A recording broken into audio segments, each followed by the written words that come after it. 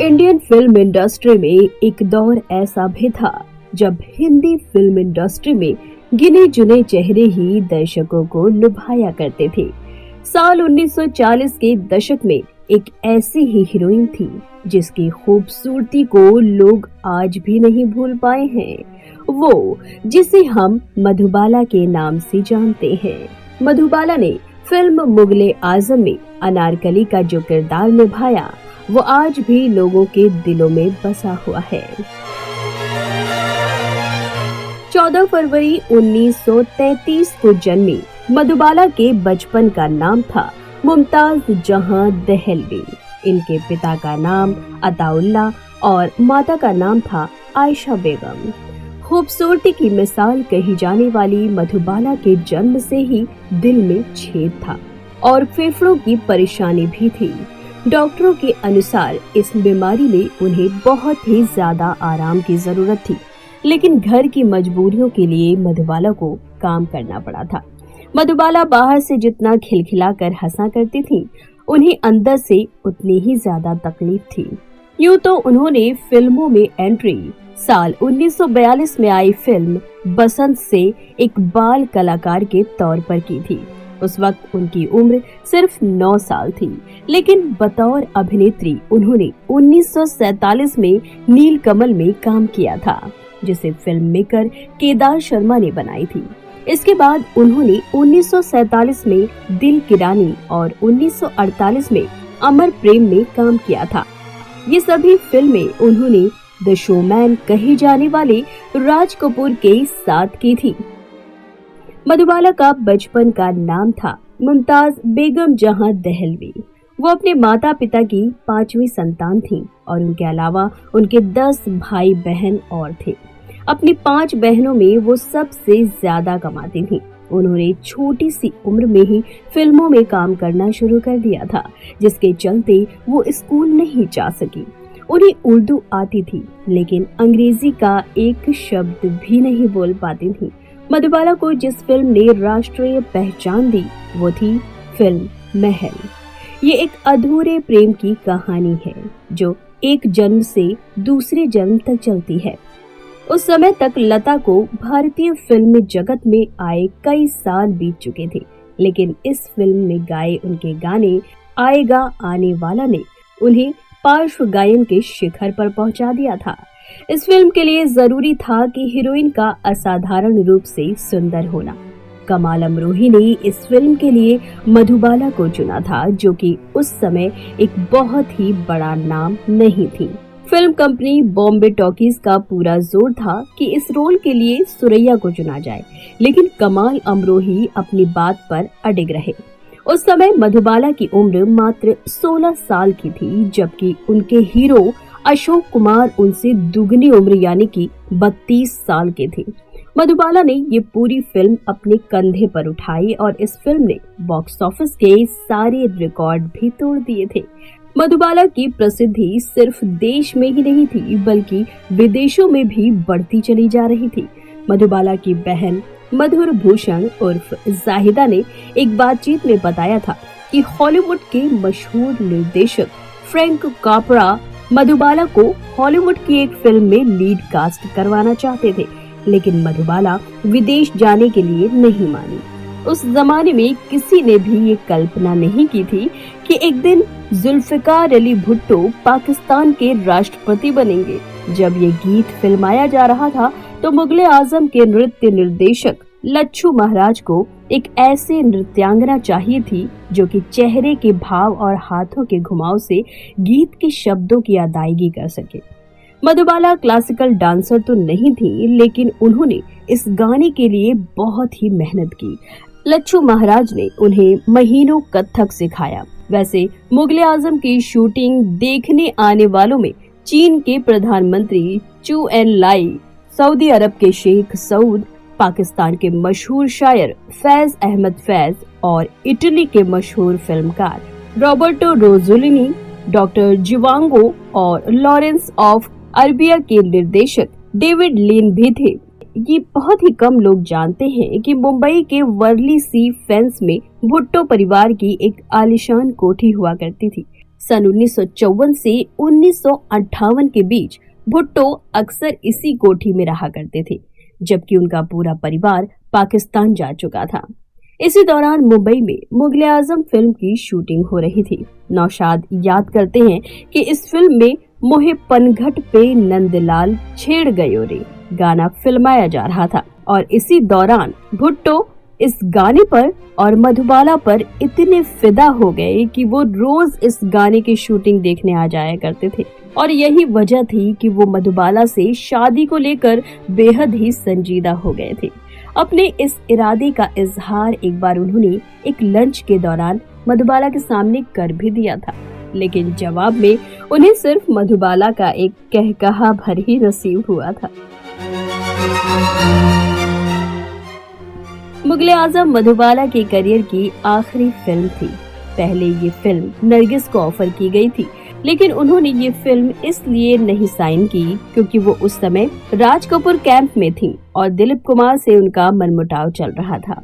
फिर ये फिल्म नूतन को ऑफर हुई, लेकिन उन्होंने भी इस फिल्म में काम करने से इनकार कर दिया था। उसके बाद जब मधुबाला को इस फिल्म का ऑफर मिला तो उन्होंने ये फिल्म साइन कर ली और जब उन्होंने साइन की उस वक्त उनकी उम्र महज 20 साल थी। इस फिल्म को बनने में लगभग 8 साल लग गए थे।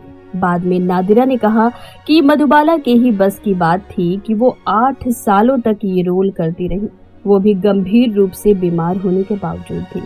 पहले सीन से आखिरी सीन तक वो बहुत ही सुंदर लगी। ये उस जमाने की सबसे महंगी फिल्म थी। ये फिल्म 3 भाषाओं में यानी हिंदी, अंग्रेजी और तमिल में बनाई गई थी।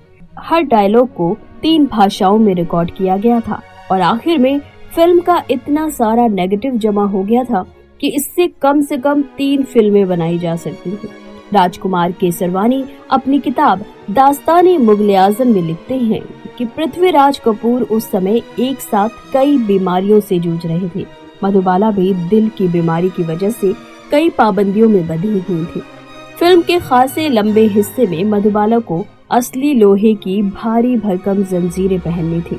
कैद खाने में जब मधुबाला पर बेकस पे करम कीजिए सरकारी मदीना का सीन फिल्माया जाना था तो डॉक्टरों की सख्त हिदायत थी कि वो हर हाल में वजन उठाने से परहेज करें, लेकिन मधुबाला ने वो नाज शरीफ फिल्माने के लिए वजन उठाने के परहेज से भी परहेज कर लिया।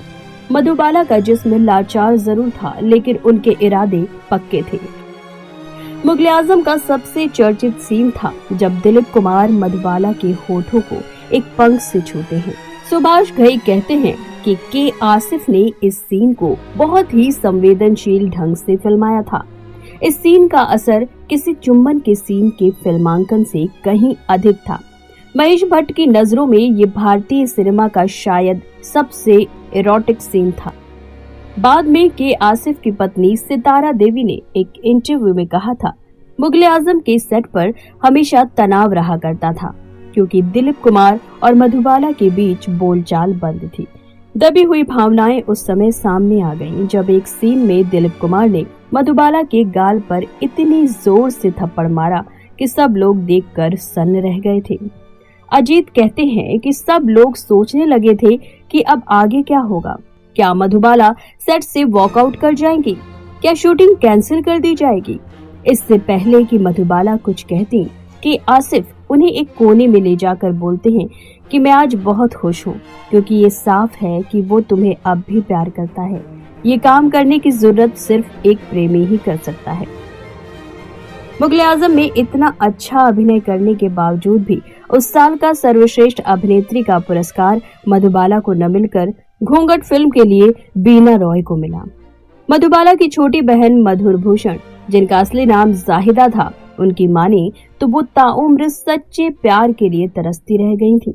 एक इंटरव्यू में उन्होंने इस बात का खुलासा किया था कि मधुबाला को सिर्फ दिलीप कुमार ने नहीं बल्कि किशोर कुमार ने भी धोखा दिया था।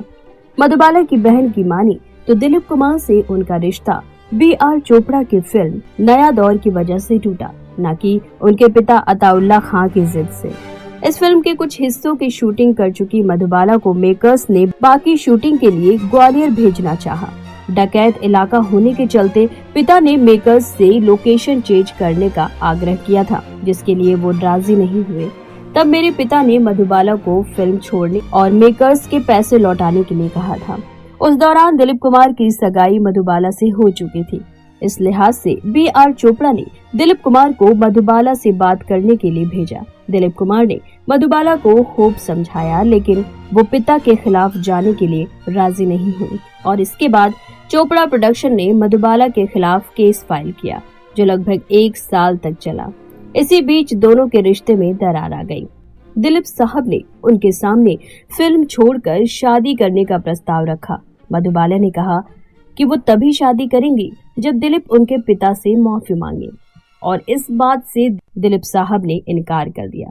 इनकार के बाद दोनों की राहें जुदा हो गईं। शायद वो एक माफी इनकी जिंदगी बदल सकती थी। मधुबाला ने उम्र के आखिरी दिन तक दिलीप साहब को प्यार किया था।